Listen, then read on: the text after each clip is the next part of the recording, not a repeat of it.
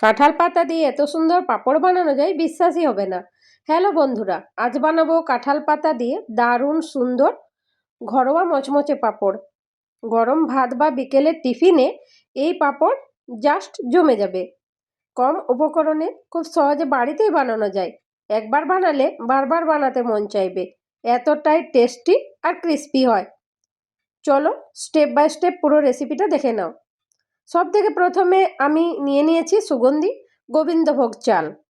এই চালটা আমি প্রায় 2 ঘন্টা ভিজিয়ে রেখেছিলাম যাতে সুন্দরভাবে নরম হয়ে যায়। 2 ঘন্টা পর চালটা 2-3 বার ভালো করে ধুয়ে নিয়েছি যাতে অতিরিক্ত স্টার্চ পুরো পরিষ্কার হয়ে যায়। ভালো করে ধুয়ে নিলে পাঁপড়টা হবে আরও সাদা, আরও সুন্দর, আর টেক্সচারও আসবে একদম পারফেক্ট। এবার একটা গ্রাইন্ডার জার নিয়ে নিলাম। ভালো করে ধোয়া চালটা জারের মধ্যে দিয়ে দিচ্ছি। এর সঙ্গে দেবো 1/2 চামচ নুন আর অল্প একটু জল। খেয়াল রাখবে জল যেন বেশি না হয়। ব্যাটারটা হতে হবে একদম স্মুথ আর ঘন। এবার ঢাকনা বন্ধ করে সুন্দর করে গ্রাইন্ড করে নেব। দেখো কি সুন্দর মোলায়েম আর ক্রিমি পেস্ট তৈরি হয়েছে। ব্যাটার একদম রেডি। এখন এটাকে সাইডে রেখে দিচ্ছি। এই ব্যাটারটাই আমাদের পাঁপড়ের আসল বেস। সঠিক কনসিস্টেন্সি থাকলে পাঁপড় ফাটবে না আর সুন্দর ফুলবে। এবার আমি নিচ্ছি কাঁঠাল পাতা। পাতাগুলো 2 থেকে 3 বার পরিষ্কার জল দিয়ে ভালো করে ধুয়ে নিয়েছি, আর প্রতিবার জল বদলে নেব।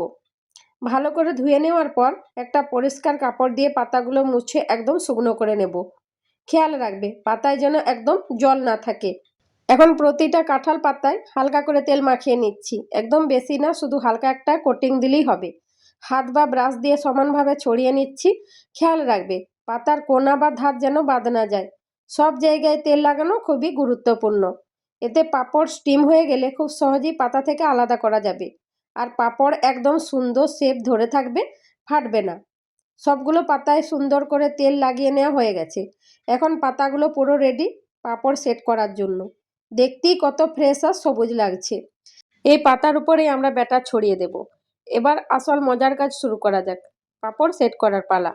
প্রতিটি পাতায় সমান করে ব্যাটার ছড়াতে হবে। খুব বেশি মোটা বা পাতলা নয়। সঠিকভাবে ছড়াতে পারলে পাঁপড় হবে একদম পারফেক্ট শেপ আর টেক্সচারের। গ্রাইন্ড করে রাখা পেস্টটা একটা বড় পাত্রে ঢেলে নিচ্ছি। ব্যাটারটা একবার ভালো করে মিক্স করে নিচ্ছি যাতে নিচে কিছু বসে না থাকে আর কনসিস্টেন্সি একদম সমান ও স্মুথ হয়। এবার আমি 4টা আলাদা বাটি নিয়ে নিয়েছি।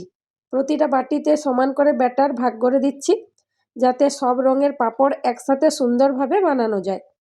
এখন রং করার পালা। একটা বাটিতে দিচ্ছি সবুজ ফুড কালার, আরেকটাই অরেঞ্জ, আরেকটাই ইয়েলো, আর একটা বাটিতে কোনো রং দিচ্ছি না, ওটা থাকবে একদম সাদা, ন্যাচারাল আর ক্লাসিক লুকের জন্য। আমি ফুড কালার ব্যবহার করেছি যাতে পাঁপড়গুলো দেখতে আরও সুন্দর আর আকর্ষণীয় লাগে। তোমরা চাইলে ফুড কালার একদম স্কিপ করতে পারো, সিম্পল সাদা করেও বানাতে পারো, স্বাদ কিন্তু একই রকম দারুণ থাকবে। কালার দেওয়ার পর প্রতিটা বাটির ব্যাটার খুব ভালো করে মিক্স করে নিচ্ছি যাতে রং একদম সমানভাবে মিশে যায় আর কোনো লাম্পস না থাকে।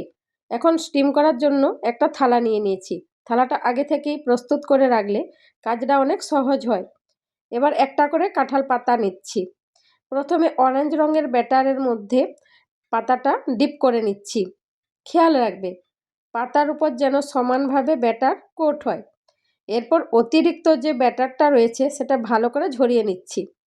এতে পাঁপড়গুলো বেশি মোটা হবে না আর স্টিম করতেও খুব সুবিধা হবে। পাতলা ও সমান লেয়ার হলে পাঁপড় সুন্দর শেপ নেবে। এখন একইভাবে ইয়েলো রঙের ব্যাটারে ডিপ করছি, তারপর সাদা ব্যাটার, আর শেষে সবুজ রঙের ব্যাটারেও ডিপ করে নিচ্ছি। একইভাবে বাকি সব পাতাও তৈরি করে নিচ্ছি। প্রতিটা পাতায় পাতলা আর সমান একটা লেয়ার রাখছি। রঙিন ব্যাটার কাঁঠাল পাতার উপর দারুণ মানিয়ে যাচ্ছে। পাতাগুলো দেখতে একদম ফ্রেশ আর সুন্দর লাগছে। খেয়াল রাখতে হবে যেন কোথাও বেশি মোটা না হয়ে যায়। সব পাতা এখন একদম পারফেক্টভাবে রেডি। এবার এগুলো স্টিম করার পালা। সবগুলো সাদা আর রঙিন পাতা এখন স্টিম করার জন্য প্রস্তুত। দেখতেই কত সুন্দর লাগছে, একদম কালারফুল আর আকর্ষণীয়। স্টিম করলে এগুলো সুন্দরভাবে সেট হয়ে যাবে আর আসল শেপটা তখনই বোঝা যাবে। এবার একটা কড়াইয়ে আগে থেকেই জল গরম হতে দিয়েছি। কড়াইয়ে এমন পরিমাণ জল নিয়েছি যাতে নিচে থাকে কিন্তু থালায় না লাগে। জল ধীরে ধীরে গরম হয়ে বাষ্প তৈরি হচ্ছে। স্টিম ঠিকমতো হওয়ার জন্য জল ভালো করে ফুটে ওঠা খুব জরুরি। জল ভালো করে ফুটে উঠলে থালাটা কড়াইয়ের উপর বসিয়ে দিচ্ছি। গ্যাসের আঁচ থাকবে মাঝারি। এখন ঢাকনা দিয়ে 8 থেকে 10 মিনিট স্টিম করে নেব। স্টিম হয়ে গেলে প্লেটটা সাবধানে তুলে নেব। বাকি পাতাগুলো একইভাবে স্টিম করে নিচ্ছি। সবগুলো স্টিম হয়ে গেলে সাইডে রেখে দিচ্ছি ঠান্ডা হওয়ার জন্য। একটু ঠান্ডা হলে কাঁঠাল পাতা থেকে পাঁপড়গুলো আস্তে আস্তে আলাদা করে নেব। দেখবে খুব সহজেই উঠে আসছে একদম সুন্দর শেপে। এবার একটা প্লেটে সবগুলো সুন্দর করে সাজিয়ে রাখছি। রঙিন আর সাদা পাঁপড়গুলো একসাথে দেখতে একদম দারুণ লাগছে। স্টিম করার পর শেপটা কত সুন্দর সেট হয়েছে দেখতেই পাচ্ছ। এখন এগুলো পুরোপুরি তৈরি, শুধু শুকানোর অপেক্ষা। ভালো করে শুকোলে আসল মচমচে টেক্সচারটা পাবো। চলো এবার শুকানোর ধাপে চলে যাই। সবগুলো বানানো হয়ে গেলে শুকানোর জন্য রোদে দিয়ে দেব। ভালো রোদে একদিন রাখলে একদম শক্ত আর ক্রিস্প হয়ে যাবে। মাঝে একবার উল্টে দিলে দুদিকে সমানভাবে শুকোবে।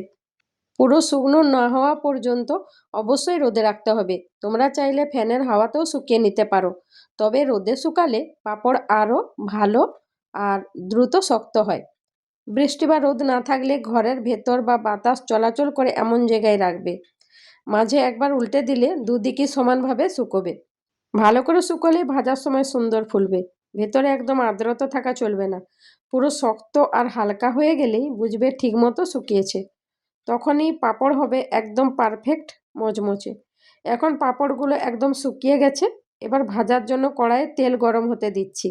তেল ভালো করে গরম হলে পাঁপড়গুলো একে একে ছেড়ে দিচ্ছি। গ্যাসের আঁচ থাকবে মাঝারি থেকে হালকা বেশি। দেখবে পাঁপড় সাথে সাথেই ফুলে উঠছে আর মচমচে হয়ে যাচ্ছে। সাথে সাথে হালকা চাপ দিলে বুঝবে কতটা ক্রিস্পি হয়েছে। রঙটা হবে সুন্দর আর একদম লোভনীয়। গরম গরম ভাজার পরে এর আসল স্বাদটা সবচেয়ে ভালো লাগে। এভাবেই সব পাঁপড় ভেজে নেব। সবগুলো ভাজা হয়ে গেছে। পাঁপড়গুলো পরিবেশনের জন্য প্রস্তুত। মাত্র 2 থেকে 3টা উপকরণে কাঁঠাল পাতা দিয়ে এই মচমচে পাঁপড় তোমরাও খুব সহজে বানিয়ে নিতে পারবে। ভিডিও ভালো লাগলে অবশ্যই লাইক, শেয়ার আর সাবস্ক্রাইব করে পাশে থাকবে। দেখা হবে নেক্সট ভিডিওতে। সবাই ভালো থেকো, সুস্থ থেকো।